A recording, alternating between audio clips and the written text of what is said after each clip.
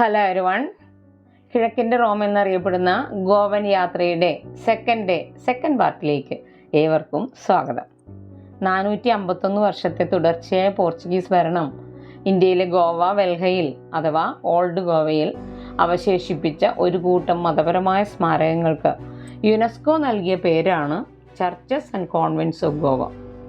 ഗോവയിലെ ചർച്ചുകളും കോൺവെൻറ്റുകളും ലോക പൈതൃക സൈറ്റുകളുടെ പട്ടികയിൽപ്പെട്ടിട്ടുള്ള ഇവയിൽ Saint Augustine Church, Church of Saint Cajetan, Se Cathedral, Bom Jesus Basilica എന്നീ ദേവാലയങ്ങളും അതേപോലെ കഴിഞ്ഞ ദിവസം ഞാൻ പറഞ്ഞു മങ്കേഷി ക്ഷേത്രം, ഡോണാപോള ജെട്ടി ഇവയൊക്കെ നമുക്ക് സന്ദർശിക്കണം. മണ്ടോവി നദി ക്രൂയിസും ഉണ്ട് ഇന്നത്തെ ഡെസ്റ്റിനേഷനിൽ.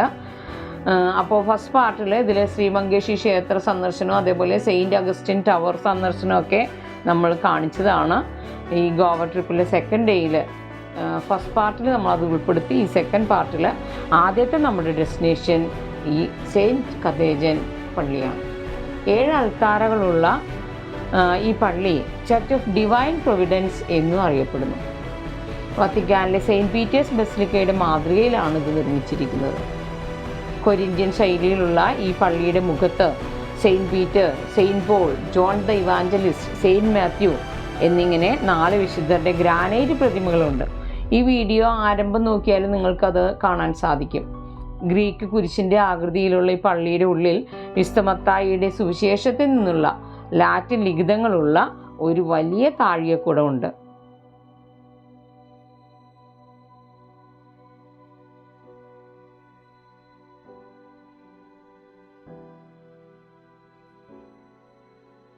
ഇവിടെ നിന്ന് ഇനി അടുത്ത ഡെസ്റ്റിനേഷൻ, ഇവിടെ നിന്ന് വാക്കബിൾ ഡിസ്റ്റൻസ് ഉള്ളൂ, സേ കത്തീഡ്രൽ അഥവാ കത്തീഡ്രൽ ഓഫ് സെയിൻറ്റ് കാതറിൻ.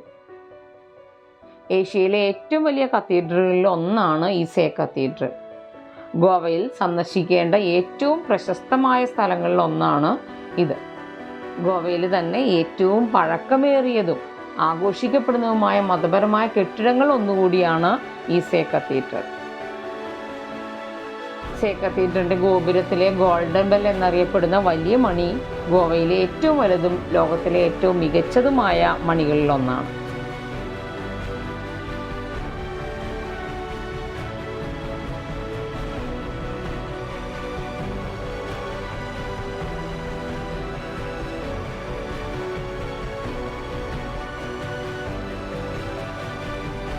ഇവിടുത്തെ മൊസൈക്ക് വർക്കും പോർച്ചുഗീസ് മൗലിൻ വാസ്തുവിദ്യാ ശൈലിയൊക്കെ തീർച്ചയായും നമ്മളെ വല്ലാതെ ആകർഷിക്കും.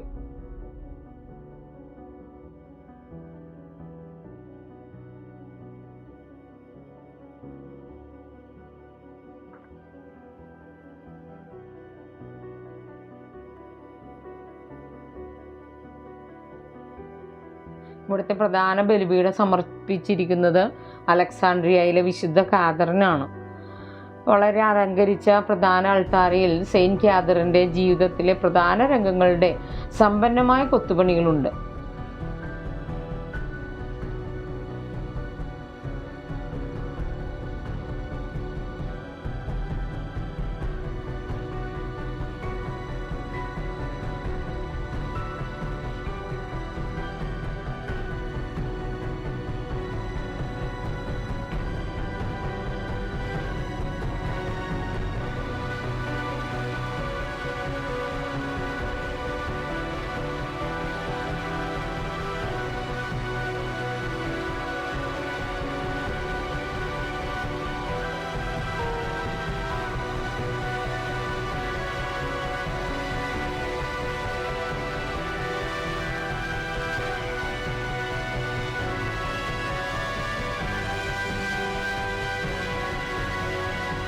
ഇതാണ് പ്രധാന ബലിപീഠം. ഇത് സെയിൻറ്റ് കാതറിന് സമർപ്പിച്ചിരിക്കുന്നു, ഡെഡിക്കേറ്റ് ചെയ്തിരിക്കുന്നു.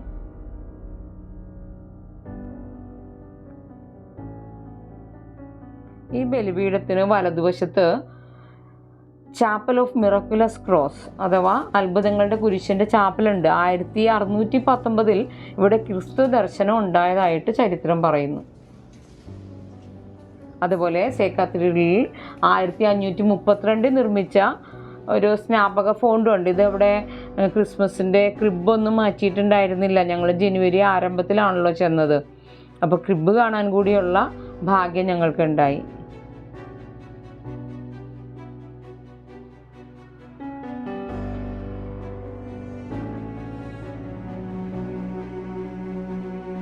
ആയിരത്തി 532 നിർമ്മിച്ച ഒരു സ്നാപക ഫോണ്ടാണ് ഇവിടെ ഉള്ളത്.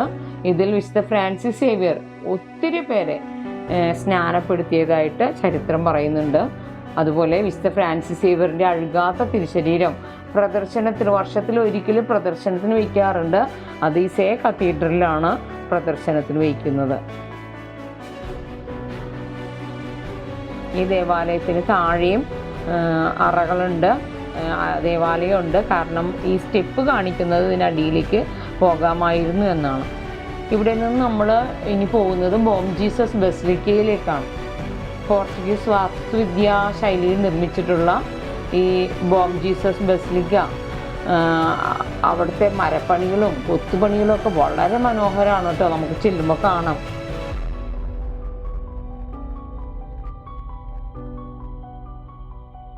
ഇന്ത്യയിലെ തന്നെ ബസിലിക്കകളിൽ ആദ്യത്തെ ബസിലിക്കകളിൽ ഒന്നാണ് ഈ ബോം ജീസസ് ബസിലിക്ക.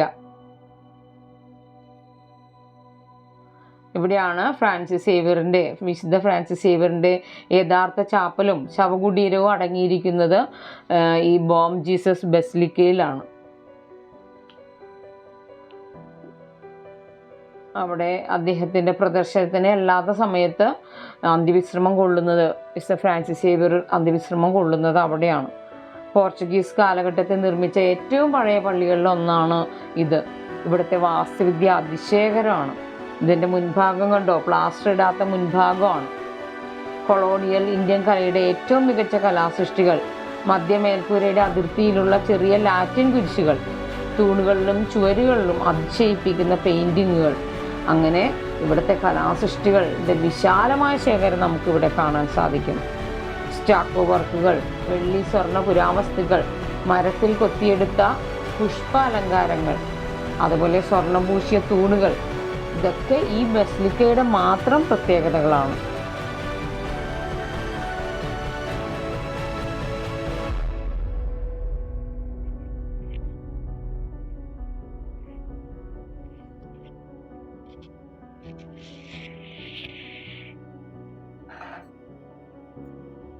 ബറോക്ക് ശൈലിയിലുള്ള പ്രധാന ബലിപീഠം സ്വർണം പൂശിയതാണ്. ഭാരതത്തിൻ്റെ അപ്പോസ്തലൻ എന്നറിയപ്പെടുന്ന സെയിൻറ്റ് ഫ്രാൻസിസ് സേവിയറിൻ്റെ അഴുകാത്ത ഭൗതിക ശരീരം സൂക്ഷിച്ചിരിക്കുന്ന ഈ ഐക്കോണിക് ദേവാലയം ഒരു തീർത്ഥാടന കേന്ദ്രമാണ്. ഇതാണ് ഫ്രാൻസിസ് സേവിയറിൻ്റെ ഭൗതിക ശരീരം സൂക്ഷിച്ചിരിക്കുന്നത്. ഇവിടെ സിൽവർ കാസ്കറ്റിനുള്ളിൽ ഒരു ഗ്ലാസ് കണ്ടെയ്നറിലുള്ളിലാണ് വിശുദ്ധ ഫ്രാൻസിസ് സേവിയറിൻ്റെ തിരുശരീരം ഒരു കെമിക്കൽ ഫോർമുലകളും ഇല്ലാതെ സൂക്ഷിച്ചിരിക്കുകയാണ്. വിശുദ്ധ ഫ്രാൻസിസ് സേവിയറിൻ്റെ ശരീരം ഇപ്പോഴും അഴുകാതെ ഇരിക്കുന്നു എന്നുള്ളത് ലോകത്തെ അതിശയിപ്പിക്കുന്ന ഒരു കാര്യമാണ്. ഇത് അദ്ദേഹത്തിൻ്റെ കഫിനാണ്. വർഷത്തിലൊരിക്കൽ ഈ കഫിനിൽ വിശുദ്ധ ഫ്രാൻസിസ് സേവിയറിൻ്റെ ശരീരം സേ കത്തീഡ്രലിനുള്ളിൽ പ്രദർശനത്തിന് വയ്ക്കുന്നു. ലോകത്തിൻ്റെ വിവിധ ഭാഗങ്ങളിൽ നിന്ന് വിശ്വാസികൾ ഇവിടെ വന്ന് പ്രാർത്ഥിച്ച് അനുഗ്രഹം നേടുന്നു.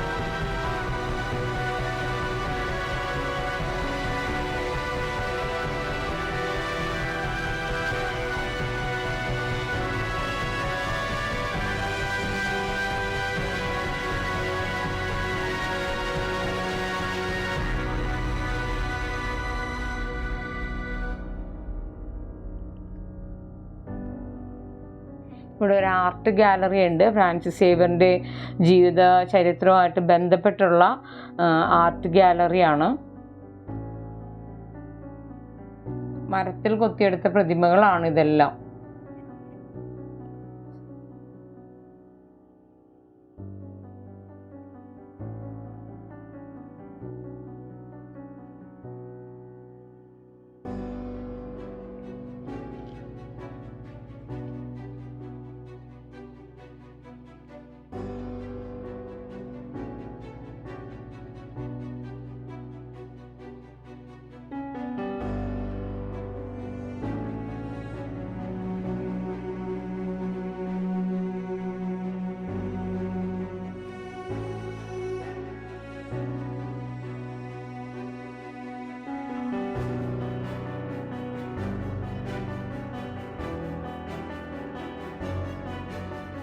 ഇന്നത്തെ ബാക്കി സന്ദർശന സ്ഥലങ്ങൾ ഡോണാപോള ജെട്ടി സന്ദർശനവും അതുപോലെ മണ്ടോവി ക്രൂയിസ് ജേണിയൊക്കെ അടുത്ത എപ്പിസോഡിൽ പെടുത്താം. വീഡിയോ ഇഷ്ടമായോ? വീഡിയോ ഇഷ്ടമായെങ്കിൽ please subscribe my channel. Please like and share my videos. കമൻറ്റും പോസ്റ്റ് ചെയ്യണം കേട്ടോ. Thank you.